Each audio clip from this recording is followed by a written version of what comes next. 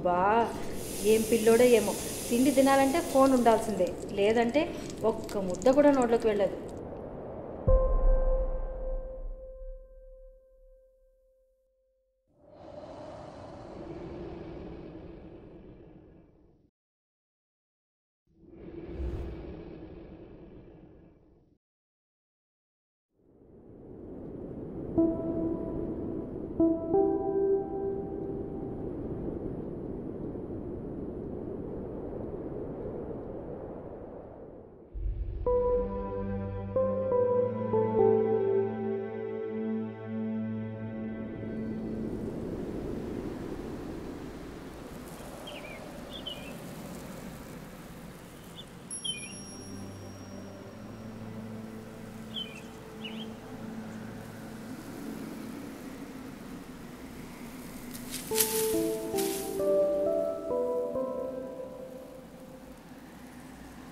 ఈ ప్రపంచంలో కొన్ని ప్రదేశాలు ఎలా ఉంటాయంటే, ఇక్కడ అసలు ఏదైనా పెరుగుతుందా అని సందేహపడేలాగా.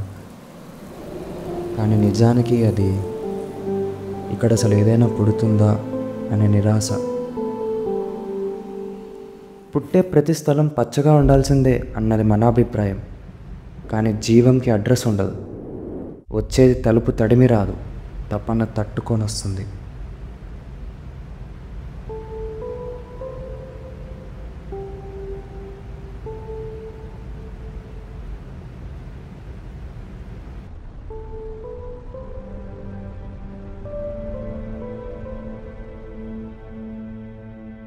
బహుశా ఆ ప్రదేశంలో గాలి మౌనంగా ఉండొచ్చు, మట్టిలో చలనం ఉండకపోవచ్చు. కానీ ప్రకృతికి ఒక అలవాటు ఉంది. అది ఎదిగేది చూసి కాదు, వదిలివేసిన చోటే కొత్త దాన్ని మొదలుపెట్టడం.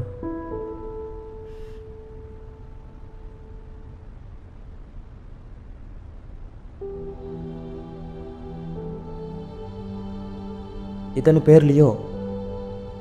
ఇతనికి ఉద్యోగం లేదు, ఊహ లేదు, కానీ ఊపిరుంది.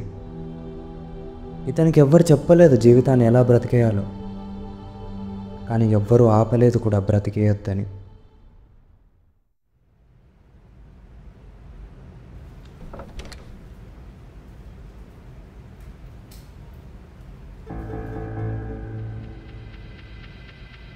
ఏంటి ఇంకా నీకు జాబ్ రాలేదా? ఎందుకు రాలేదు? ఏం చేస్తున్నావు? ఏ ప్రయత్నాలు ఏం చేయకూడదా? ఎంతకాలం ఉంటావు ఇట్లా ఖాళీగా? మధ్య బాగా చదువుకున్న వాళ్ళకు కూడా జాబ్ సరిగ్గా రావట్లేదు, చూసుకో మరి. జాబ్ తెచ్చుకునే ఇది ఉందా లేదా? ఇలానే సరిపోతూ ఉంటుందా?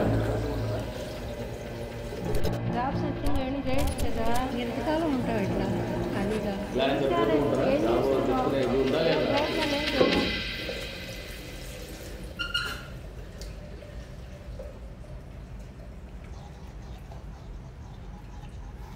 ఒక్కోసారి ఎదుగుదల శబ్దం చేయదు, అది ఊపిరి లాంటి మార్పు. కదలిక కనిపించదు కానీ ఉండేది మాత్రం వాస్తవం. మన వీధిలో వాడు ఉన్నాడు కదా చెర్రీ, వాడు అబ్రాడ్ వెళ్తున్నా అంట. ఇందాకే తెలిసింది, వాళ్ళమ్మ చెప్పింది. అసలు అదేదో నీట్గా చదువుకొని ఉంటే ఇప్పటికి ఏదో ఒక దాంట్లో సెట్ అయిపోయాడు కదా. ఏం చేస్తున్నావు? నెక్స్ట్ ఏంటి?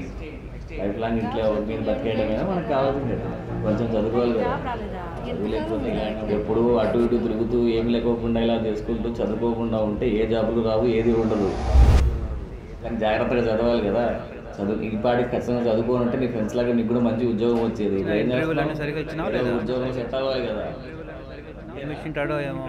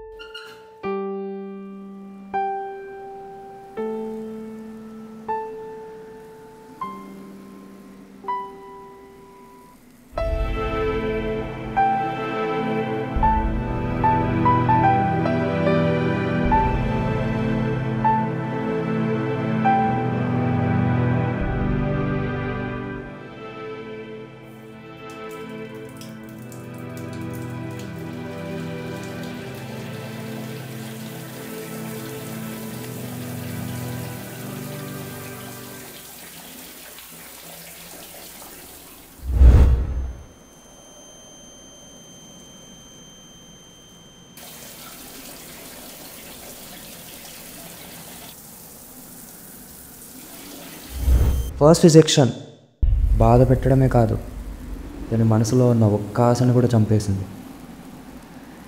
అప్పటి నుంచి ఇతడు ఉద్యోగం కోసమే కాదు, తనలో ఉన్న నమ్మకాన్ని కూడా తిరిగి గెలిపించుకోవడానికి పోరాడుతూనే ఉన్నాడు.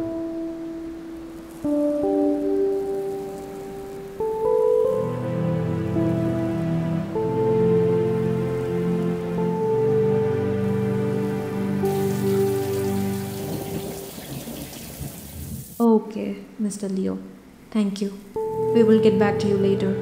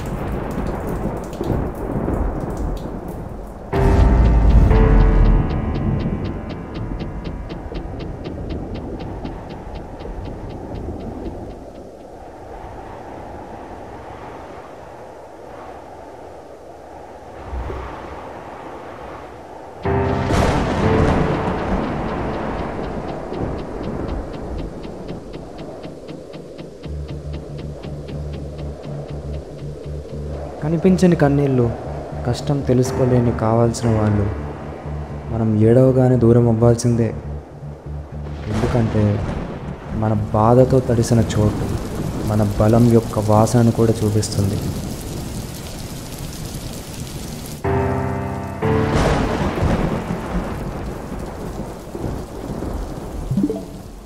మనిషి కోరుకుంటూ వచ్చేది కాదు మార్పు, మాధవుడు మనిషి అయితే వస్తుంది మార్పు. ఏ మట్టైనా పచ్చబడుతుంది, ఒక్క బిందువు నమ్మకంతో పడితే చాలు.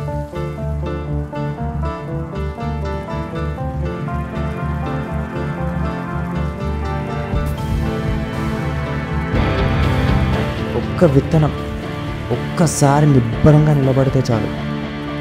నిశ్శబ్దం శక్తిగా మారుతుంది, శూన్యం జీవంగా మారుతుంది. గర్భంలో నుంచి గడ్డి వరకు ఈ లోకం ఎప్పుడూ మారుతూనే ఉంటుంది. ప్రశ్న ఒక్కటే, నీపై లోకం ప్రభావితం చూపుతుందా, లేక నువ్వా దాన్ని ప్రభావితం చేయబోతున్నది? ఈ ప్రయాణంలో మారేది ప్రపంచమో కాదో తెలియదు, కానీ నువ్వు మారకపోతే ఏది జరగదు. రే, తినేటప్పుడు ఫోన్ చూడొద్దని ఎన్నిసార్లు చెప్పాలి? ఒకసారి చెప్తే అర్థం కాదా? ఫోన్ చూసేటప్పుడు డిస్టర్బ్ చేయద్దు, నీకెన్నిసార్లు చెప్పాలమ్మా?